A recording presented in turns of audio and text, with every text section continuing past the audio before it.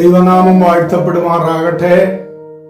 ഏവർക്കും ക്രിസ്തുവേശുവിൽ സ്നേഹ വന്ദനത്തെ ഒരിക്കൽ കൂടെ അറിയിക്കുന്നു. യോഹന്നാന്റെ സുവിശേഷം 13-14 വാക്യം, കർത്താവും ഗുരുവുമായ ഞാൻ നിങ്ങളുടെ കാൽ കഴുകിയെങ്കിൽ നിങ്ങളും തമ്മിൽ തമ്മിൽ കാൽ കഴുകേണ്ടതാകുന്നു. ഇവിടെ കർത്താവ് കാണിച്ച ഒരു വലിയ മാതൃകയാണല്ലോ നമുക്ക് കാണുവാനായിട്ട് കഴിയുന്നത്. പ്രസിദ്ധരായ ആളുകൾ വെറും സാധാരണക്കാരായി ഇടപെടുമ്പോൾ ചിലപ്പോൾ വളരെ അത്ഭുതം തോന്നാറുണ്ട്.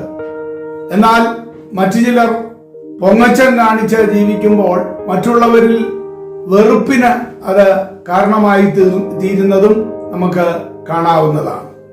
ഇക്കൂട്ടർ ആരെ കണ്ടുമുട്ടിയാലും പാരമ്പര്യത്തിലും വിദ്യാഭ്യാസത്തിലും ശുശ്രൂഷയിലും എന്ന് വേണ്ട മറ്റു സകല വിധത്തിലും ഇവർ മറ്റുള്ളവരെക്കാൾ ശ്രേഷ്ഠരാണ് എന്ന് സ്വയം അഭിമാനിക്കുന്ന അനുഭവമാണ് അവരിൽ കാണുവാനായിട്ട് കഴിയുന്നത്.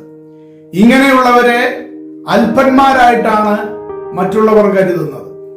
രാഷ്ട്രീയത്തിൽ, ജോലിയിൽ, ആത്മീയ രംഗങ്ങളിൽ, മ്യൂസിക്, ചിത്രകല തുടങ്ങി നൂറുകണക്കിന് രംഗങ്ങളിൽ മഹത്തായ ഉയർച്ച കൈവരിക്കാൻ എല്ലാവരും ആഗ്രഹിക്കുന്നവരാണ്. അത് ഒരിക്കലും തെറ്റ് എന്ന് നമുക്ക് പറയുവാനായിട്ടും സാധ്യമല്ല. എന്നാൽ അതിന് ഉപയോഗിക്കുന്ന മാർഗങ്ങളാണ് പലപ്പോഴും അത് തെറ്റിലേക്കും ശരിയിലേക്കും കൊണ്ടുപോകുന്നത്.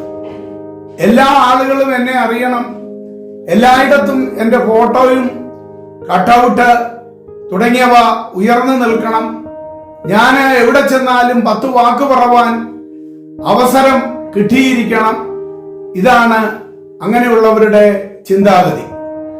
ഇത്തരം സ്വഭാവമുള്ളവർ അവർ ആഗ്രഹിക്കുന്ന കാര്യങ്ങൾ നേടിയെടുക്കുവാനായി പല മാർഗങ്ങള് അവർ സ്വീകരിക്കും. കൈക്കൂലി, മുഖസ്തുതി, ചക്കരവാക്ക്, മറ്റ് പല തിരിമറികളെല്ലാം ഇവരുടെ കുറുക്കു വഴികളായിട്ട് അവലംബിക്കുന്നതാണ് നമുക്ക് മനസ്സിലാക്കുവാനായിട്ട് കഴിയുന്നത്. എന്നാൽ ഇവരുടെ കുറുക്ക് വഴികൾ പിന്നത്തേതിൽ അത് അവരെ വലിയ അപകടത്തിൽ തന്നെ കൊണ്ട് ചാടിക്കുകയും ചെയ്യും എന്നുള്ളത് നമുക്ക് കാണുവാനായിട്ട് കഴിയും. പിന്നീടാണ് അവരുടെ ഹൃദയത്തിലെ ശൂന്യത എത്ര വലുതെന്ന് തിരിച്ചറിയുവാനായിട്ട് കഴിയുന്നത്. സദൃശവാക്യങ്ങൾ 22:4 ഇപ്രകാരം പറയുന്നു, താഴ്മയ്ക്കും യഹോവാഭക്തിക്കുമുള്ളതായ പ്രതിഫലം അത് ധനവും മാനവും ജീവനും ആകുന്നു എന്നാണ് അവിടെ നമുക്ക് കാണുവാനായിട്ട് കഴിയുന്നത്. അതേപോലെ 29:23 മനുഷ്യന്റെ ഗർവം അവനെ താഴ്ത്തുകയും മനോവിനയം ഉള്ളവനോ അവൻ മാനം എന്നുമാണ് നമുക്ക് അവിടെ കാണുവാനായിട്ട് കഴിയുന്നത്. ഇവിടെ നമ്മൾ കൃവാക്യത്തിൽ കണ്ടതായ കാര്യം, കർത്താവും ഗുരുവുമായ യേശു മശിഹ താന് സ്വർഗത്തിലെ സകല ഉന്നതി അനുഭവങ്ങളിൽ നിന്നും താൻ ഈ താഴെ ലോകത്തിലേക്ക് വേഷത്തിൽ മനുഷ്യനായി, മനുഷ്യ സാദൃശ്യത്തിലായി കടന്നു വന്ന് കേവലം ശിഷ്യന്മാരുടെ കാലുകൾ കഴുകിക്കൊണ്ട് താൻ ആ താഴ്മയുടെ ആ അനുഭവം നമ്മെ പഠിപ്പിക്കുവാനായിട്ട് ഇടയായി തീർന്നു.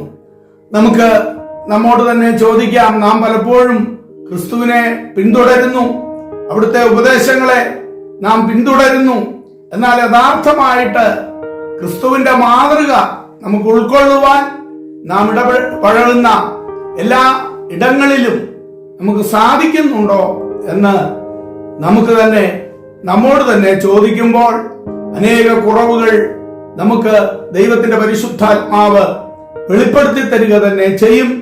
എന്നാൽ അത് ഏറ്റുപറഞ്ഞ് ഉപേക്ഷിച്ചുകൊണ്ട് താഴ്മയോടുകൂടെ കർത്താവിന്റെ പിന്നാലെ നമുക്ക് കടന്നു ചെല്ലുവാൻ കഴിയുന്നുവെങ്കിൽ നിശ്ചയമായിട്ടും അവിടുന്ന് തക്ക സമയത്ത് നമ്മെ ഉയർത്തുന്ന ഒരു നല്ല കർത്താവാണ്. ആ ദൈവാഖരങ്ങളിൽ നമ്മെ നമുക്ക് ഫലമേൽപ്പിക്കാം. അവിടുന്ന് നമ്മെ അനുഗ്രഹിക്കുമാറാകട്ടെ. ആമേൻ. എനിക്കല്ല ഞാൻ ക്രിസ്തുവിനത്രേ അവനാ അവനായിത സമർപ്പിക്കുന്നേ. അവൻ നടത്തിപ്പും കാവൽ കൊണ്ടോരോ നിമിഷവും നടത്തുന്നേ വഴിയേ.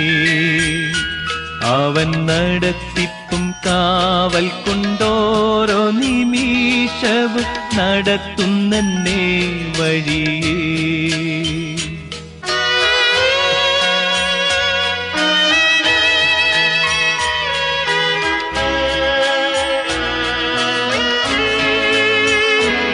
എല്ലാ പാപങ്ങളും അകറ്റി നിജ പാപിയെന്നെ രക്ഷിച്ച തിരുരക്തത്തിൻ ശക്തിയാൽ തീർത്തിടും വെണ്മയ സ്വർഭാഗ്യം ചേരുവോളം. തിരുരക്തത്തിൻ ശക്തിയാൽ തീർത്തിടും വെണ്മയ സ്വർഭാഗ്യം ചേരുവോളം. എനിക്കല്ല ഞാൻ ക്രിസ്തുവിനത്രേ അവനായിത സമർപ്പിക്കുന്നേ. അവൻ നടത്തിപ്പും കാവൽ കൊണ്ടോരോ നിമിഷവും നടത്തുന്നേ വഴിയേ.